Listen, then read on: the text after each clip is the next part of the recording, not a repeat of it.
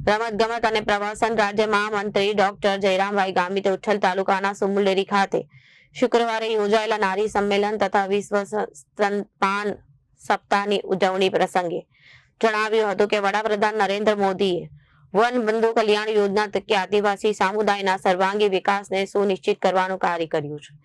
આ કાર્યને આગળ ધપાવતા રાજ્યના મુખ્યમંત્રી ભૂપેન્દ્ર પટેલની સરકારે પણ શિક્ષણ અને પોષણ, સ્વાસ્થ્ય સહિતની આદિવાસી સમુદાયના સર્વાંગી વિકાસને વિશેષ પ્રાધાન્ય આપ્યું છે।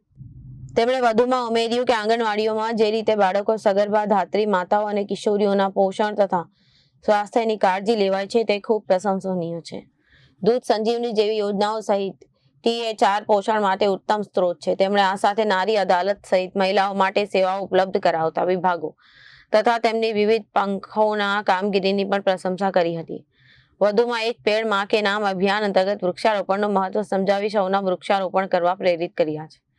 આ કાર્યક્રમમાં ઉચ્છલ ICDS ઘટક હેઠળ આયોજિત કાર્યક્રમમાં ICDS વિભાગ દ્વારા મહિલાઓમાં નારી અદાલત અંગે જાગૃતિ, મહિલા સશક્તિકરણ તેમજ પોષણ અંગેની માહિતી પહોંચાડવાના આશય સાથે યોજાયો હતો। આ કાર્યક્રમમાં મંત્રીના હસ્તે લાભાર્થીઓ તથા સગર્ભા ધાત્રી માતાઓની પોષણ કીટનું પણ વિતરણ કરાયું હતું।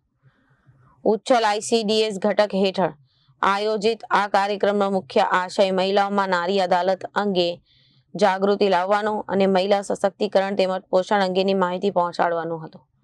આ પ્રસંગે મંત્રીના હસ્તે લાભાર્થીઓ તથા સગર્ભા ધાત્રી માતાઓને પોષણ કીટનું વિતરણ કરવામાં આવ્યું હતું।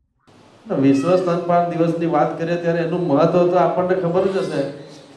બાળક જન્મે પછી મારા હિસાબે એનું સ્તનપાન જે પ્રથમ કરાવે એ પણ એક મારા હિસાબે રસી જ કહેવાય। એની પ્રથમ રસી સ્તનપાન કહેવાય। આપણે તો પછી જ એને બીજી કઈ દવા કે હાથે કરીએ, પ્રથમ તો એને સ્તનપાન જ કરાવીએ ને। પણ સ્તનપાનનું મહત્વ પણ તમે લોકો તો જાણો જ છો, આંગણવાડીની બહેનો, એનું મહત્વ, એના ફાયદા। કોઈ સ્તનપાન નહીં કરાવે તો એના આપણને એમનાથી થતું નુકસાન પણ તમને ખબર છે। પણ આ જે આપણો સ્તનપાનનો જે કાર્યક્રમ એ નીચે સુધી દરેક ગામમાં જે બાળકને જન્મ આપે છે માતા સુધી, એના કુટુંબ સુધી પણ આપણે એનું મહત્વ સમજાવવું જોઈએ।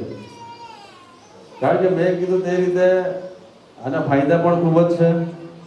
પણ અત્યારના મારું નામ ગામિત નિર્મળાબેન સોવિયતભાઈ, ગામ પરચુલી, આંગણવાડી કેન્દ્ર પરચુલી 1। હું ધાત્રી માતા તરીકે આંગણવાડી પરચુલી 1નો લાભાર્થી છું। મને MMYનો લાભ, પોષણ સુવિધાનો લાભ અને THRનો લાભ અને દૂધ સંજીવની યોજનાનો લાભ મળે છે અને આરોગ્ય અને પોષણની જે કંઈ માહિતી હોય તે મળે છે અને તેવી જ ને સરકારનો અમે ખૂબ ખૂબ આભાર માનીએ છીએ।